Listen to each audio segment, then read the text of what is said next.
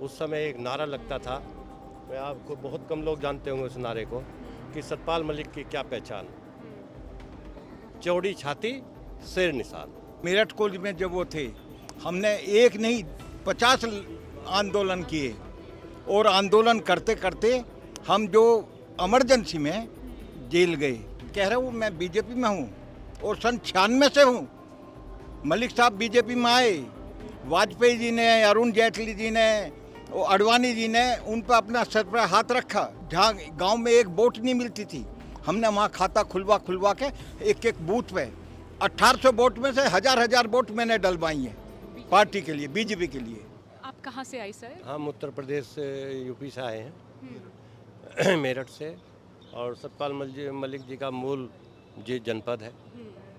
सतपाल मलिक जी उत्तर प्रदेश विधानसभा के सदस्य भी रहे हैं, देश की पार्लियामेंट के मेंबर भी, दोनों सदनों के मेंबर सतपाल मलिक जी रहे हैं, लोकसभा भी रहे हैं, राज्यसभा भी रहे हैं, 5 स्टेट के गवर्नर भी रहे हैं और सारे पदों को सुशोभित कर चुके हैं। और अभी हमारे साथी सुरेंद्र त्यागी जी ने कहा कि 1975 में जो लोकतंत्र को बचाने की एक मुहिम चली थी, उस मुहिम में भी सतपाल मलिक जी 19 महीने जेल में बंद रहे थे।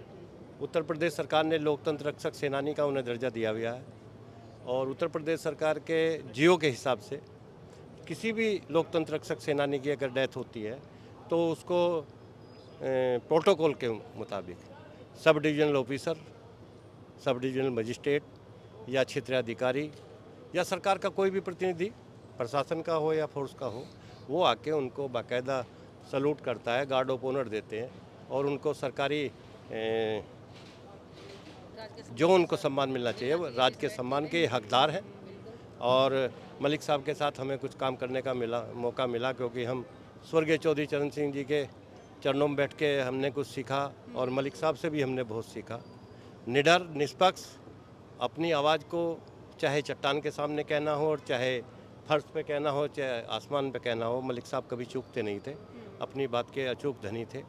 आज वे हम सबको छोड़ के जा रहे हैं, हमें बहुत दुख है। और मैं तो उस जनपद से हूँ जहाँ से उनका प्रारंभिक राजनीति शुरू हुई।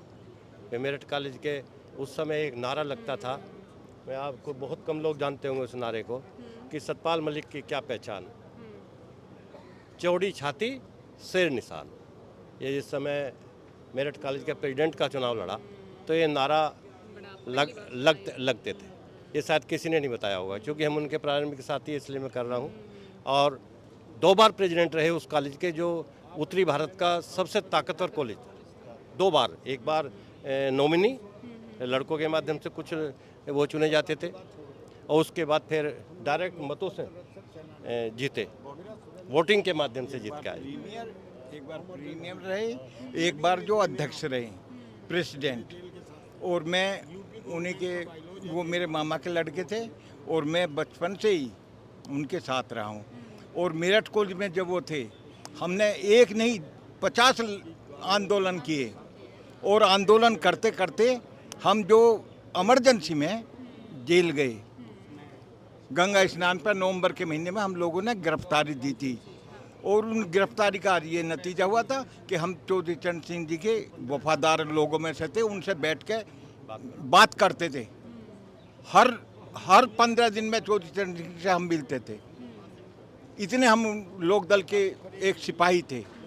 और आज मैं कह रहा हूँ मैं बीजेपी में हूँ और सन 96 से हूँ।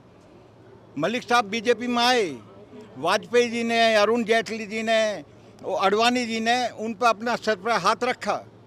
और मलिक साहब ने जो है पूरी लगन से, पूरी जी जान से किसानों की आवाज़ और किसानों का समर्थन बीजेपी को मिला। और उस समर्थन का मैं, हमारे सभी ये नेता हैं, मैं माननीय मोदी जी से भी, अमित शाह जी से भी, राजनाथ जी से भी, अरुण जेटली हमारे बहुत चाहते नेता थे, प्रमोद महाजन हमारे बहुत चहेते नेता थे। हम सब उनके साथ रहे और हमने पार्टी को जो है, जहाँ गांव में एक वोट नहीं मिलती थी, हमने वहाँ खाता खुलवा के एक एक बूथ पे 1800 वोट में से हजार वोट मैंने डलवाई हैं पार्टी के लिए, बीजेपी के लिए। और मलिक साहब जब जेल गए थे, हमारी मेरी मामी काफ़ी बीमार हो गई थी, उसके बाद इन्हें पैरोल मिली थी, पैरोल पाए, फिर जेल गए, फिर पैरोल पाए। और हम जब इमरजेंसी की ये हुआ कि अब ख़त्म होगी, हम 1 महीना पहले जेल से निकले थे और हमने कांग्रेस से संघर्ष किया। आज जो ये राहुल वगैरह है ना, ये 3 महीना 13 में है, लेकिन हमारे पार्टी के नेताओं को इनका सम्मान करना चाहिए था। कुछ भी हो, मतभेद होते हैं, मनभेद नहीं होना चाहिए। मोदी जी कहते हैं ना, मनभेद मत करो। मतभेद है हो सकता है, लेकिन मोदी जी को नहीं करना चाहिए था। अपने जवानों को, पार्टी के लोगों को भेजना चाहिए था और तिरंगे में इनका सब राष्ट्रीय सम्मान के साथ तिरंगे में इनका सब लिपट के जाना चाहिए था। आज मुझे दुख है, जिसने पार्टी के लिए ना इतना काम किया हद से ज़्यादा, और पूरे एरिया में मेरठ की पूरी लोकसभा क्षेत्र में मैंने हद से ज़्यादा काम किया और हर गांव में पार्टी के लोगों को पैदा किया। मोदी जी भी नहीं थे, अमित शाह भी नहीं थे, अडवाणी जी थे। अडवाणी जी हमें लाड प्यार से इतने हर बात पूछते थे। अब क्या कहूँ मैं, अब तो सोचना तो पार्टी वालों को चाहिए था ना। हमारे नेता के लिए इतना तो नहीं होना चाहिए। किसान नेता रहे, जब ये विधायक बने तो हम सबसे आगे इनके चुनाव में थे। विधायक बने ये सन 74 में और हम सब इनके साथ थे।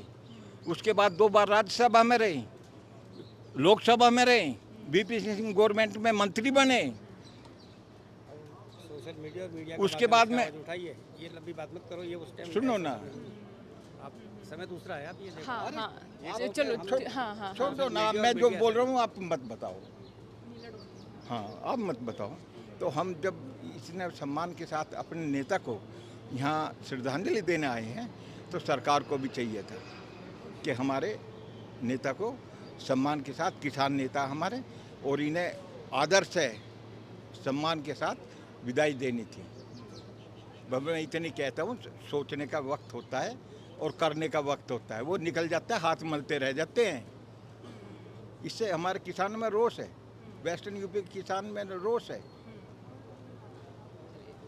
तो वो क्या करेंगे? नाराजगी उन्हें होगी।